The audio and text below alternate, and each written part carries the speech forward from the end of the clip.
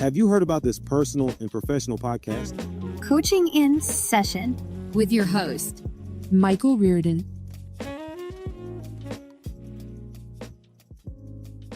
What if I told you that your dreams can become reality today, starting today at least? Because when we give ourselves a goal, when we give ourselves an aspect of growth or reaching a destination, we put time in between where we are and where we want to be.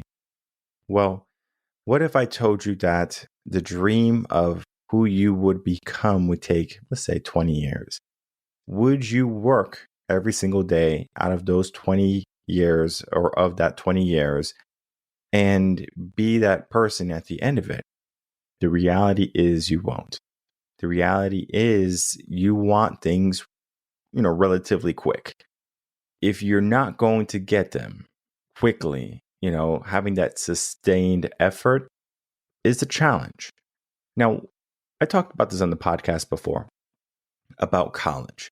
Now, college is good and bad. The reason why I like college is because it shows effort. It shows someone who might have been inconsistent with their education. Because after high school, you don't necessarily need college unless you want to be like a doctor or a lawyer, or someone who needs that type of certifications and stuff like that. Well, what if I told you that you don't have to defer your dreams anymore? Your dreams can become and start to become a reality without waiting 20 years. Would that be something you would be interested in? Most people would be. But maybe you're a person who's just perfectly content where you are. Well, you have fallen into the trap. So today we're going to be taking a look at my most recent blog, Your Dreams Deferred, the Comfort Trap, and the Shiny Effect.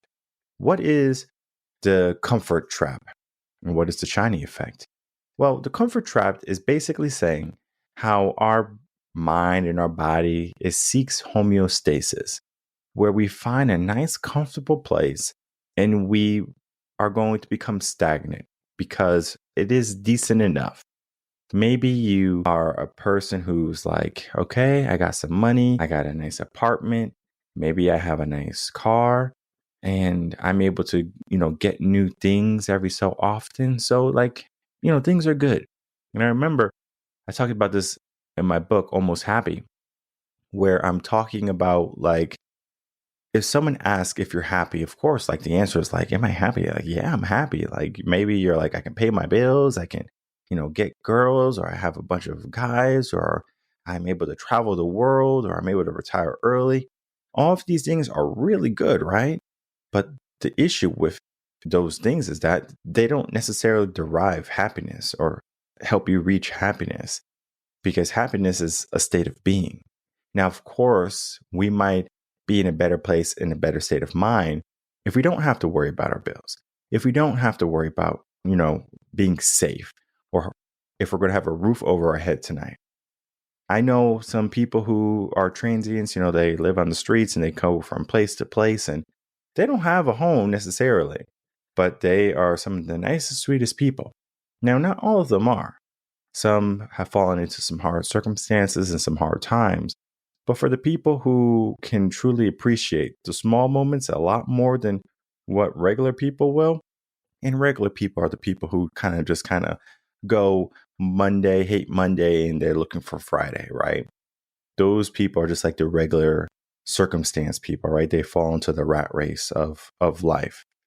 Well, let's get into the shiny effect, right? The shiny effect is basically talking about how we are given this view of what we need.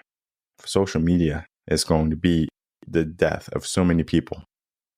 And not literally the death of people, but more so of their potential, what they can accomplish, because they're going to compare themselves to others rather than compare themselves with who they were the day before. For example, let's say I'm a model. I see all these other models on Instagram and I'm like, whoa, this model's so good looking. And this model, has so many magazine covers and I only have one magazine cover. Look how many followers they have. I only have 5,000. What's the point? What's the point of me even being a model? Look at the competition. I can't win. Do you see what just happened? So the shiny effect, basically, I'm looking at someone who's just out there, right? They're just doing their business. They're just great. They're winning at this modeling thing or winning at life, right? So I'm going to put myself in a lower light, a lower level. I'm going to say, you know what? Like, I can't be in that limelight too. Now, of course, I can give myself the mindset to be in that limelight, but then I can also give myself an idea of comfort in that limelight. Well, that's their light, but I have my own light and I have a bunch of people who love me and like me, and I'm going to be perfectly content with what I have because maybe what you have is giving you just enough. But what would happen if that just enough is not enough anymore? We can look at inflation. We can look at the insecurity of the economy. We can look at the fluctuation of the housing market. There are so many things to look at. But if we're just trying to move through life and look for happiness and look for fun, yeah, sure, we can probably do so, and go through those waves, those ups and downs without much effect. For the people who truly want something in their life, they typically have to go beyond the comfort. They have to go beyond what they see and what they are looking at others do. They have to look inward and they have to say, am I willing to be uncomfortable? And am I willing to go beyond what other people are doing, even though it's going to be a large turmoil, a huge hurdle, or maybe even something that I have to overcome? However you want to view it. We can look at this blog here, right? This blog right here, Your Dreams Deferred, the Comfort Trap and the Shiny Effect, is going to be talking about just that. One of the reasons why I talk about the two together, right? The comfort trap and the shiny effect is because oftentimes when we're trying to pull ourselves up, we have to get out of comfort, number one, and that can be a hurdle in itself. And then number two, we look at how far we have to go in order just to reach the competition. So that right there is almost like a sandwich, and we're kind of stuck in between it, or maybe we're the yolk and the egg, and we have to break through the egg or the eggshell, and it's like, oh, this is pretty tough. Well, either way, there's a way that we can break free. Now, it is not as easy as these 7 steps, but it is a start. Number 1, set clear goals. Number 2, create a plan. 3, prioritize progress over comfort. 4, limit distractions. 5, stay consistent. 6, seek accountability. And 7, reflect and adjust. Now, I'm going to just kind of run through all of them, give an example so at least you have some understanding of basically what you need to do. And then we're going to get right back into the conversation. So number 1, setting clear goals. If you want to be number 1 in a business or in a career, or if you want to accomplish something, it doesn't even have to be about being number 1. Maybe you just want to start a business. Be as clear as you can in that goal. So you have to define what you want to achieve, and you have to break it down into manageable steps. Okay. Don't just say, I want to start a business. Well, what's the first step? All right. Maybe you need the funds in order to create an LLC or something. It's like $300 or something. So maybe you have to work up to that. So you figure out how you're going to make each dollar. It might take a week, it might take a month, it might take a year, right? But we give ourselves the progress setting our goal. 2, create a plan. It has to be realistic, all right? You're not going to just start a business and all of a sudden people are going to come knocking down your door, right? You need to have good tactics, marketing, sales, something along the lines to help introduce your business, right? So you do need to have a plan, right? So they call it a system. Sometimes they can call it a marketing strategy, whatever it is. You're going to include everything, right? Deadlines when you want things done. Because, for example, I just had the website done this past year. The website that we had was great. But as the business grows, the website has to change because now we're offering so many different types of programs and we have all these courses coming up. And I mean, like, it is more intricate than I've ever thought it was. And I just had Squarespace starting off, and Squarespace is wonderful if you just want to be kind of one thing. You want to do one thing.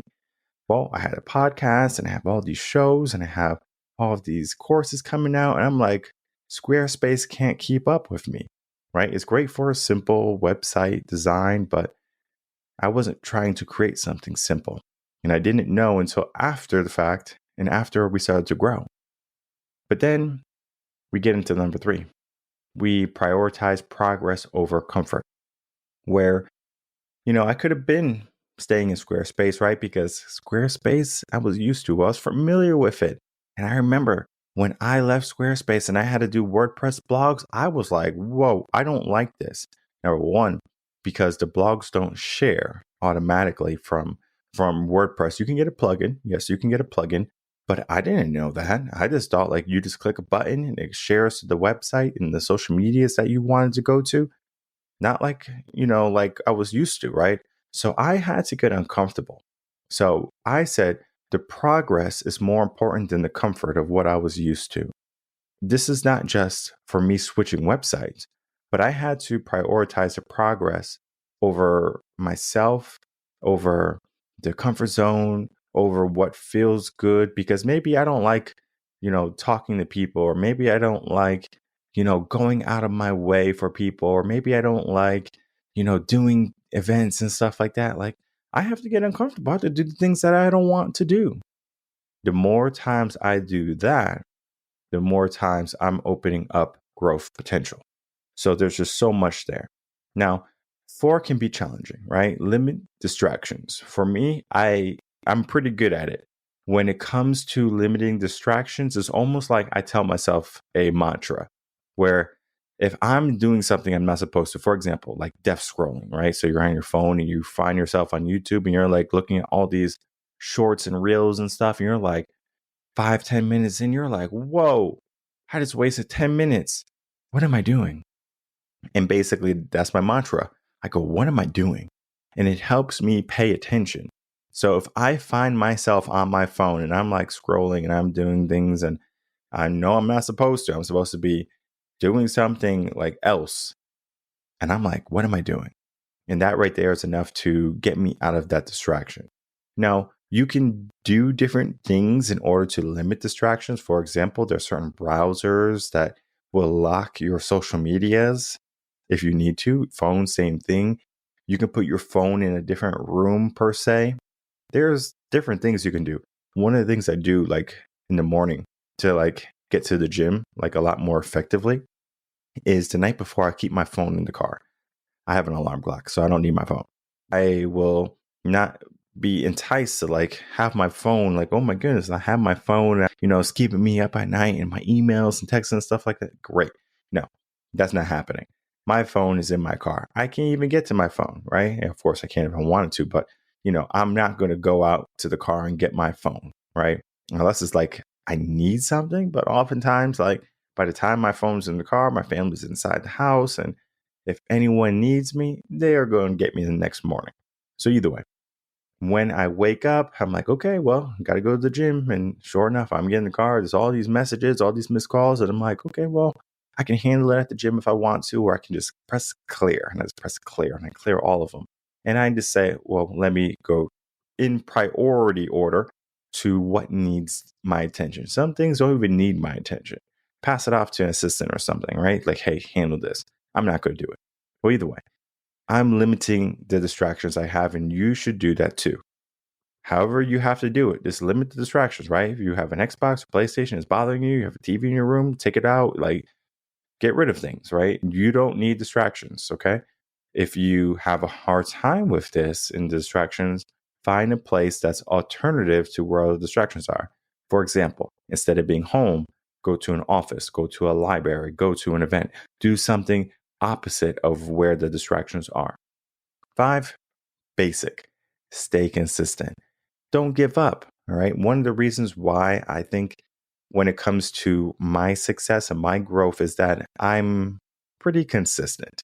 You're going to get the same Michael that you got day one. You're going to get the same type of coaching you got day one. The podcast coming out Monday, Wednesday, and Friday. Motivational videos coming out Tuesday and Thursday as long as we're on season. That is, what we do, right? Remain consistent. Now, Mindset OD, we have some new stuff going on with Mindset OD. So it's almost like we wait for big news to be popping, and they have some big news out right now, but sometimes it doesn't need my attention, so I don't give it any attention. So depending on what you need to do. And then also we look at the schedule, like what takes priority. Mindset OD is one of those live broadcasts that's a lot of fun, but then at the same time, if I'm with a client and I have to do a bunch of client work, it's like Mindset OD can wait. Mindset OD is not going anywhere.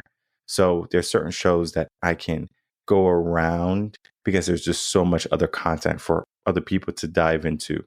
Now, 6 is seeking accountability.